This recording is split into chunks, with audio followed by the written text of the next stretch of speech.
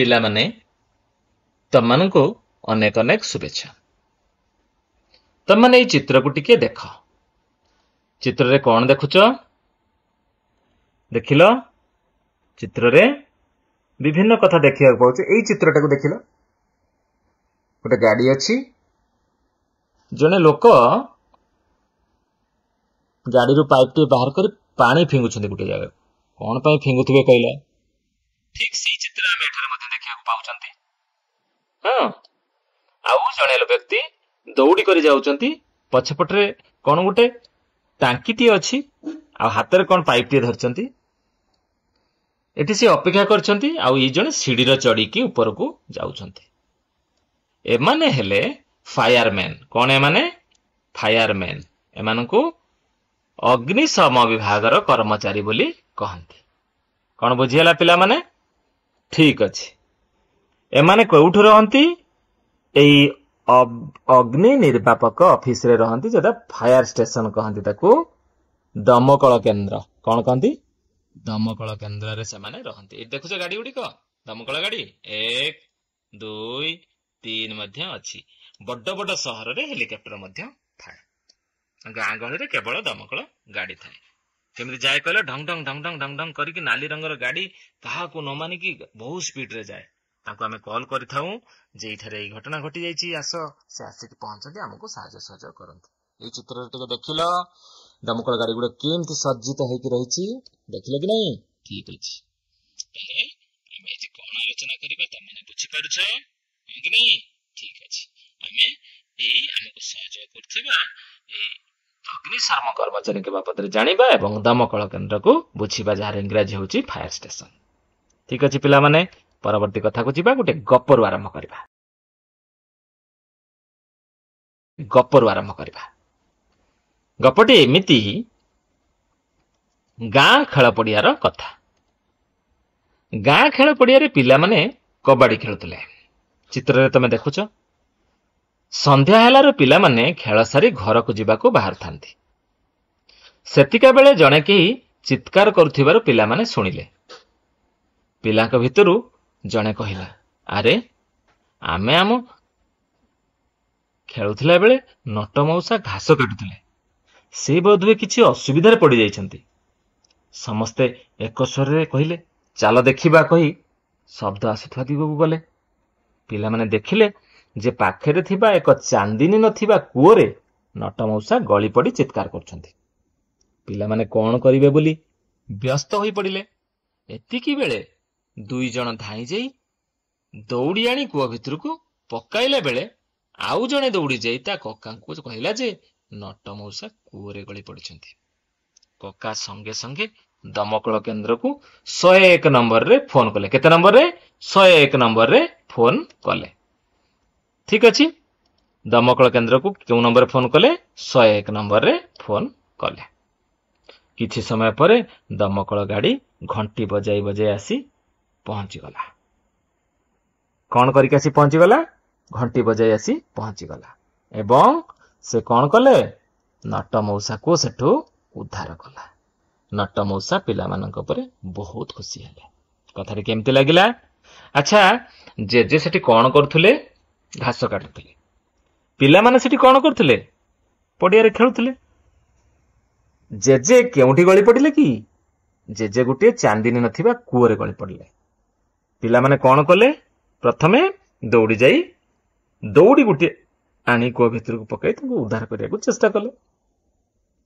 ଆଉ ଜଣେ ପିଲା ଚାଲା କରି କଣ କଲା? ତାଙ୍କ କକାକୁ କହିଲା। କକା କଣ କଲେ? ନା 101 ନମ୍ବରକୁ ଫୋନ କଲେ। ସାଙ୍ଗେ ସାଙ୍ଗେ ନାଲି ଗାଡି ଆସିଲା ଏବଂ ନଟ ମଉସାକୁ ଉଦ୍ଧାର କଲା। କୋଉଠୁ ସେ ଗାଡି ଆସିଲା? ଟିକେ ଆଗରୁ ଆମେ ବୁଝିଥିଲେ, ଦମକଳ କେନ୍ଦ୍ରରୁ ସେ ଗାଡି ଆସିଲା। ଏଇ ଯୋଉ ଚିତ୍ର ଗୋଟି ଦେଖୁଛ, ଦେଖ ଏଠି କଣ ହେଇଛି? ନିଆଁ ଲାଗିଛି। ତାହେଲେ ଦମକଳ ଗାଡି ଆସି ନିଆଁ ଲିଭଉଛି। ତାହେଲେ ଆମର ଦମକଳ କେନ୍ଦ୍ରର ଲୋକମାନେ, କର୍ମଚାରୀ ମାନେ କଣ କରନ୍ତି? ନିଆଁ ମଧ୍ୟ ଲିଭାନ୍ତି। ଆଉ ଏଇ ଚିତ୍ରଟିକୁ ବାପା ମାନେ ଦେଖ। ପାଣିରେ ବୁଡି ଯାଉଥିବା ପିଲାଙ୍କୁ ମଧ୍ୟ ଦମକଳ କେନ୍ଦ୍ରର ଅଗ୍ନିଶମ ବିଭାଗର କର୍ମଚାରୀ ବା ଦମକଳ କେନ୍ଦ୍ରର ଚାକିରି କରୁଥିବା ଏଇ ଯବାନ ମାନେ, ତାଙ୍କୁ ଯବାନ ମଧ୍ୟ ଆମେ କହିପାରିବା, ଏମାନେ କଣ କରୁଛନ୍ତି? ଉଦ୍ଧାର କରୁଛନ୍ତି। ଆଉ ଏଠି ଦେଖ ବଡ ବଡ ସହରର ବଡ ବଡ ଅଟ୍ଟାଳିକା ବଡ ବଡ ଘରକୁ ମଧ୍ୟ ନିଆଁ ଜଳୁଥିବା ଜାଗାରେ କେତେ ଭୟଙ୍କର ପରିସ୍ଥିତିରେ ସିଡି ପକାଇ ପାଣି ଅକ୍ସିଜେନ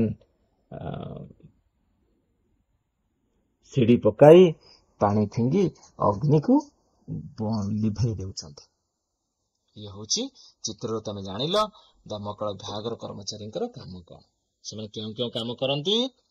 ଦମକଳ ବିଭାଗର କର୍ମଚାରୀ ମାନେ କେଉଁ କେଉଁ କାମ କରନ୍ତି? ସେମାନେ ଲୋକଙ୍କୁ ସୁରକ୍ଷିତ ରଖିବା ପାଇଁ ଅଗ୍ନି ଲିଭେଇବାକୁ ଆସି ପହଞ୍ଚନ୍ତି, ପାଣିରେ ବୁଡି ଯାଉଥିବା ଲୋକଙ୍କୁ ଉଦ୍ଧାର କରନ୍ତି। ଏ ସମସ୍ତ କାର୍ଯ୍ୟ ସେମାନେ କରନ୍ତି। ଆଚ୍ଛା, 2 ନମ୍ବର କଥା ଆମେ ଆଲୋଚନା କରିବା।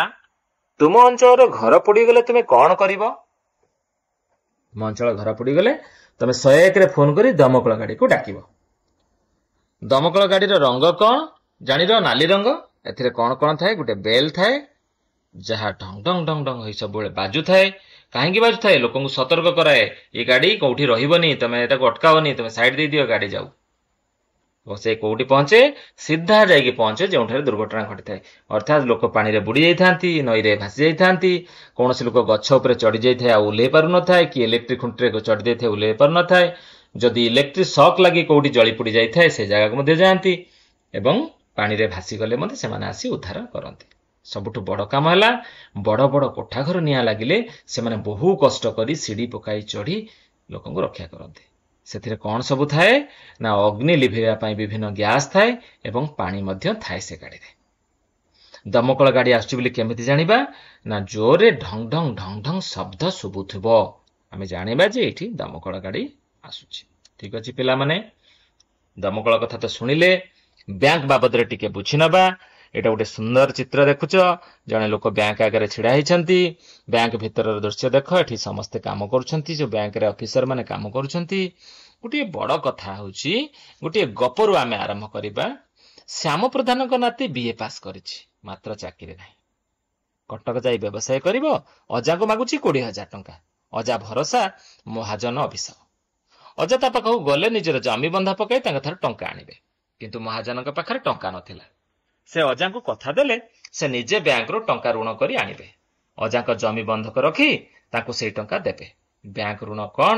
ଅଜାଙ୍କ ମନରେ ସନ୍ଦେହ। ଅଜା ମଙ୍ଗୁଳୁର କଥା ଶୁଣି ମନେ ମନେ ମହାଜନର ଚତୁରତା ବିଷୟରେ ଚିନ୍ତା କରିଥାନ୍ତି। ଅଭିସାହୁ ବ୍ୟାଙ୍କରୁ କମ ସୁଧରେ ଋଣ ନିଏ, ଗାଁ ଲୋକକୁ କରଜ ଦେଇ ଅଧିକ ସୁଧ ପାଏ। ଅଜା ମଙ୍ଗୁଳୁକୁ ପଚାରିଲେ, ଆଚ୍ଛା ମତେ ବ୍ୟାଙ୍କରୁ ଋଣ ମିଳିପାରିବ କି? ମଙ୍ଗୁଳୁ କହିଲା, ନିଶ୍ଚୟ ମିଳିବ। ଆପଣ ମ୍ୟାନେଜରକୁ ସାକ୍ଷାତ କରନ୍ତୁ। ପରଦିନ ନାତିକୁ ସାଙ୍ଗରେ ନେଇ ଅଜା ବ୍ୟାଙ୍କରେ ହାଜର। ଅଜା ମ୍ୟାନେଜରଙ୍କୁ ପଚାରି ବୁଝିଲେ ତାଙ୍କ ନାତିକୁ ବ୍ୟାଙ୍କ କି ପ୍ରକାର ସାହାଯ୍ୟ କରିପାରିବ। ବ୍ୟାଙ୍କରୁ ଋଣ ନେଇ ଗୋପାଳନ କେନ୍ଦ୍ର ବା ପଶୁପାଳନ କେନ୍ଦ୍ର ଖୋଲିବା ପାଇଁ ମ୍ୟାନେଜର ପରାମର୍ଶ ଦେଲେ। ମ୍ୟାନେଜରଙ୍କ କଥା ଅନୁସାରେ ନାତି ପାଇଁ ଋଣ ବ୍ୟାଙ୍କରେ ଦରଖାସ୍ତ କଲା। ତାପରେ ମ୍ୟାନେଜର ଋଣ ମଞ୍ଜୁର କରିଦେଲେ। ନାତି ନିଜ ଗାଁରେ ଆରମ୍ଭ କଲା ଗୋପାଳନ ଓ କୁକୁଡ଼ା ପାଳନ କେନ୍ଦ୍ର। ଧୀରେ ଧୀରେ ବ୍ୟାଙ୍କ ଋଣ ସୁଝିଦେଲା। ପ୍ରତି ବ୍ୟାଙ୍କରେ ଜଣେ ଜଣେ ମ୍ୟାନେଜର, ଜଣେ ହିସାବ ରକ୍ଷକ, ଜଣେ କୋଷାଧ୍ୟକ୍ଷ ଓ ଅନ୍ୟାନ୍ୟ କର୍ମଚାରୀ ଥାନ୍ତି। କିନ୍ତୁ ପିଲାମାନେ, ତମାନେ ଜାଣିଥାଅ, ମ୍ୟାନେଜର ହେଉଛନ୍ତି ବ୍ୟାଙ୍କର ମୁଖ୍ୟ। ସେ ଗ୍ରାହକମାନଙ୍କର ସୁବିଧା ଅସୁବିଧା ବୁଝନ୍ତି। ଆଜିକାଲି ଟଙ୍କା ଜମା ରଖିବା ଓ ଉଠାଣ ପାଇଁ ଏଟିଏମ ର ବ୍ୟବସ୍ଥା ମଧ୍ୟ ହେଲାଣି। ଇଏ ହେଉଛି ଜେଜେଙ୍କର ଅସୁବିଧା ସମୟର ବ୍ୟାଙ୍କର ସାହାଯ୍ୟ କଥା ଏବଂ ବ୍ୟାଙ୍କରେ ରହୁଥିବା କର୍ମଚାରୀଙ୍କ ବାବଦରେ କଥା। ବ୍ୟାଙ୍କରେ କେଉଁ କେଉଁ କର୍ମଚାରୀ ରହନ୍ତି? ମନେ ରଖିବ, ମ୍ୟାନେଜର, ଜଣେ ହିସାବ ରକ୍ଷକ, ଆକାଉଣ୍ଟାଣ୍ଟ, ଜଣେ କୋଷାଧ୍ୟକ୍ଷ ରହିଥାନ୍ତି। ଠିକ ଅଛି ପିଲାମାନେ, ବ୍ୟାଙ୍କ ବାବଦରେ ଏତିକି କଥା ଆମେ ଜାଣିଲେ। ବ୍ୟାଙ୍କ ଆମର କଣ କଣ ସୁବିଧା କରେ? ବ୍ୟାଙ୍କ ଆମକୁ ଋଣ ଦିଏ ଏବଂ ବ୍ୟାଙ୍କ ଆମକୁ ବିଭିନ୍ନ ବ୍ୟବସାୟ କରିବା ପାଇଁ, ଗାଡି କିଣିବା ପାଇଁ ଆର୍ଥିକ ସାହାଯ୍ୟ ମଧ୍ୟ ଦେଇଥାଏ। ଠିକ ଅଛି ପିଲାମାନେ, ଆଉ ଟିକେ ଟିକେ କଥା ଜାଣିନେବା। ବ୍ୟାଙ୍କ ଆମର କଣ କଣ ସହଯୋଗ କରେ ଆମେ ଟିକେ ଦେଖିନେବା। ପ୍ରଥମ କଥା, ବ୍ୟାଙ୍କରେ ଆମେ ଟଙ୍କା ଉଠାଣ କରିବା। ଆମେ ଯେଉଁ ଟଙ୍କା ସହି ରଖିଥିବା ସେଇ ଟଙ୍କାକୁ ଉଠାଣ କରିବା। ଟଙ୍କା ଜମା ରଖିବା, ସୁନା ଜମା ରଖିବା, ଟଙ୍କା ଉଠାଇବା ପଠାଇବା ଏବଂ ଟଙ୍କା ଗ୍ରହଣ କରିବା କାମ ହୁଏ। ଲୋନ କରିବା କଥା ହେଇଥାଏ, ଆଉ ଖାତା ଖୋଲିବା କଥା ମଧ୍ୟ ବ୍ୟାଙ୍କରେ ହୋଇଥାଏ। ଠିକ ଅଛି ପିଲାମାନେ, ବ୍ୟାଙ୍କରେ କେଉଁମାନେ କାମ କରନ୍ତି? ମ୍ୟାନେଜର, କ୍ୟାସିୟର, କିରାଣୀ, ପିଅନ, ଜଗୁଆଳି। ये समस्त काम करथांती बैंक रे। आउ प्रत्येक बैंक रे गोटे गोटे एटीएम थाए। एटीएम रे आमे गोटे गोटे कार्ड पाइथांती। तम माने कथा जानिच से कार्ड व्यवहार करी आमे टंका उठांती। 4 नंबर कथा आमे आलोचना करिबा तुम गाँ पाखरे बा सहर रे केउ सब बैंक अछि। कौन अछि? State bank of India, UCO bank, UCO bank, bank of Baroda, bank of India, एमती अनेक बैंक अछि। ता सहित एचडीएफसी बैंक एवं मणापुरम गोल्ड लोन बैंक मध्य अछि। ठीक अछि पिला माने, तमाने आज बैंक विषय मध्य कथा जानिल। आउ आमे आजिर एई अध्याय रे कोन कोन आलोचना कले आमे टिके टिके ताको बुझी नबा। प्रथमे आमे आलोचना कले का विषय रे ना अग्निशम विभागर कर्मचारी ऊपर आलोचना कले। अर्थात आमे सेमानंकर व्यवहार करथवा गाड़ी कोन रंग कोन, सेमाने केउ केउ उपकरण व्यवहार करंती एवं सेमाने हमर केउ उपकार करंती से कथा आलोचना कले। बैंक केमिति हमको आर्थिक सहायता सहयोग करे से बाबद रे मध्य आलोचना कले।